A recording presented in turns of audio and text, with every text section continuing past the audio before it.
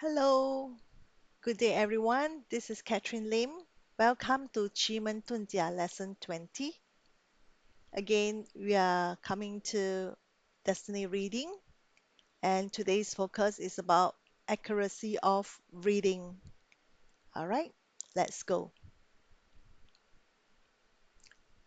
So, accuracy of reading. In Qimen Dun Jia, this when reading a destiny chart, precision is everything. It's about accuracy. So, if there is a difference in the reading, okay, it might be misleading, okay, or mislead someone, okay. So it depends a lot of time on the methods that is being used, okay, and what was provided, the information provided. So we need to ensure and be very careful that the correct information is being um, collected or extracted. These are very fundamental. All right. So number one is use of the birth date, time, city, or country of birth. Okay.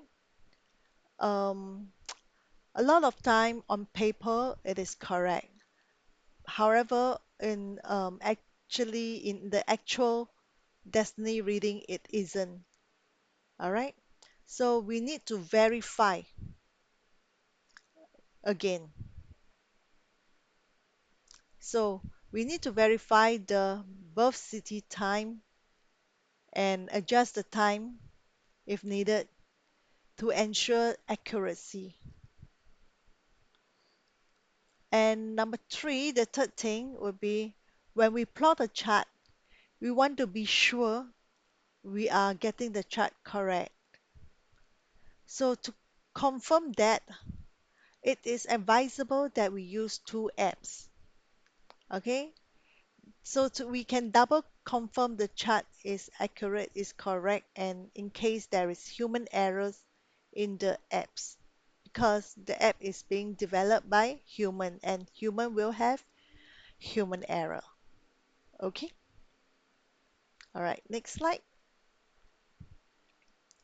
So in this chart or in this slide, okay, we are looking at a Singapore time adjustment. So if you notice, you realize Singapore right now we are at present and we are at GMT plus 8.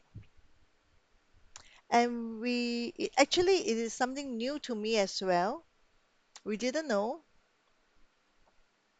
that 100 years ago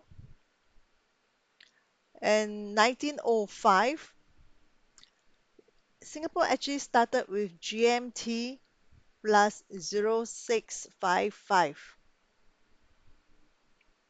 So there is a difference if you look down the table, right?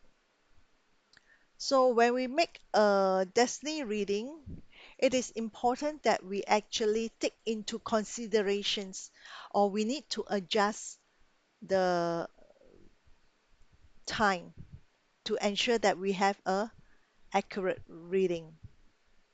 All right. And so this aspect, we can use it as a reference. However, we must be mindful that this information is also gathered from the general public, from Wikipedia, from internet, and therefore this information is I would say it's a supplemental information that we can use for reference. Okay, so what is adjusting the time to achieve a more accurate reading? So take note of this example A. Say Jack was born in 1985 at 10 a.m. That is recorded in his birth certificate. So he will belong to the last slot here, 1985, because this last slot is from 1982 to present. So he should be fall under the GMT plus 8, correct? However, we need to look into the fact that there is a time adjustment that Singapore in the past started with GMT plus 6.55. All right. And we noted that there is a time difference. There is an intentional increase of 1 hour and 4 minutes. So, oops, okay, back to this slide. So, given that Jack's time of birth was 10 a.m., we need to minus 1 hour and 4 minutes from 10 a.m. Therefore, the correct time that we should be using to plot the chart should be 8:56 a.m. So in this first example, it may seem confusing, but let's take a look at the next example. All right. Now we look at example B. So we have Sally, who was born in 1976 at 7 a.m. So 1976, we look at the chart here.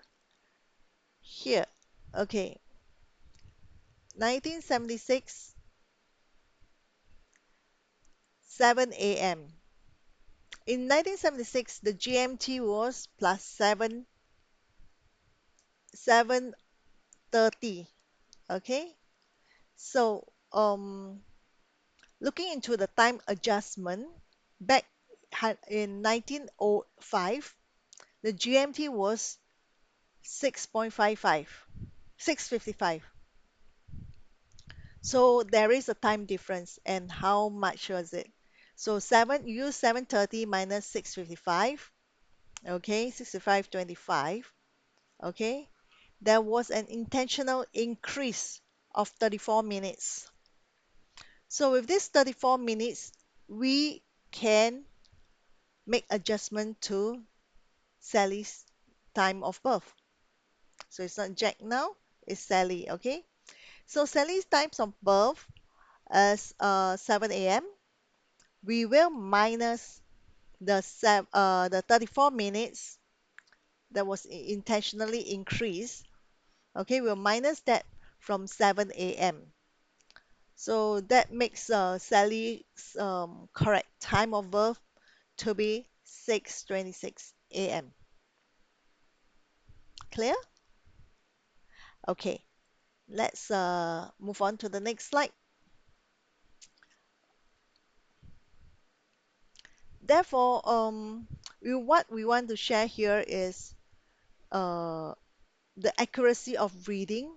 Time adjustment will affect the chart accuracy. Okay, and then from Master's years of experience, he has shared that in the past of past readings for his client, um, it appears that before adjusting the time, the accuracy was 29% only. And after adjusting the time, his accuracy of reading could be up to 100%. However, let's be conservative, say 95%. Okay? Now look at this slide. So, what happens if we do not know, or the person, the subject himself, the person, your client, does not know his own time of birth? So we will have to use this method called verification, backward verification. Okay, That is to plot 12 chart, okay? To create a chart for every 2-hour block entire birthday, of the entire birth date itself. So each of the 12 chart will be the potential chart to be examined, to look out for alignment with the information provided by the person. So after assessing and analyzing all the 12 chart, the pick out the one, okay, identify the one that is most consistent and accurately reflect the person's or the subject's life experience and his character. Okay, so this chart will then be concluded as the correct chart for the person to be used for future analysis and insights. So, in essence, what we want to say is we actually use the reality of a person's life to retrospectively identify the subject's time of birth. It's like working backward. Okay.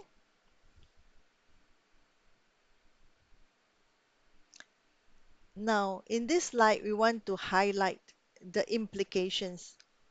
What are the implications if we are um, using a wrong chart uh, because due to the wrong birth time? Okay. Um, the result of the analysis will definitely be compromised.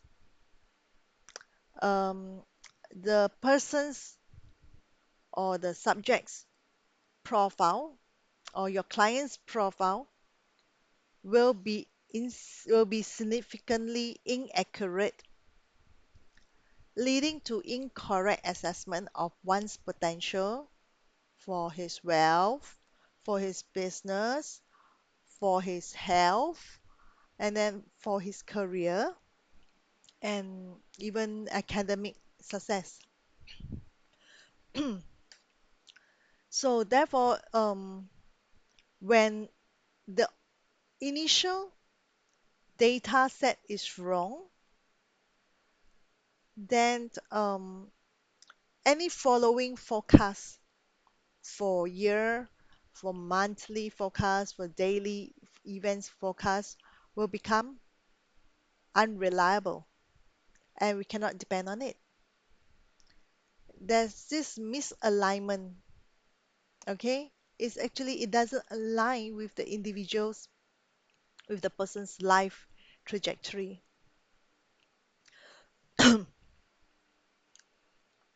So, and when we have an inaccurate reading of a person, it can result in three critical fateful error. Number one, this person will be living in out in a false identity. It can he may never be able to discover his true potential, and in fact his true potential will remain untapped. And sadly, this person will be building on a incorrect expectations for this future. Correct? So I can truly understand why Master Chan want to emphasize that this lessons is very, very important. We all should be acting out of our own integrity and responsibility to ensure whatever reading that we are doing is accurate and precise. so that we do not make mistakes and give wrong informations and mislead somebody's life. So that's all for today in these lessons. I'd like to thank you very much for joining me. See you. Bye.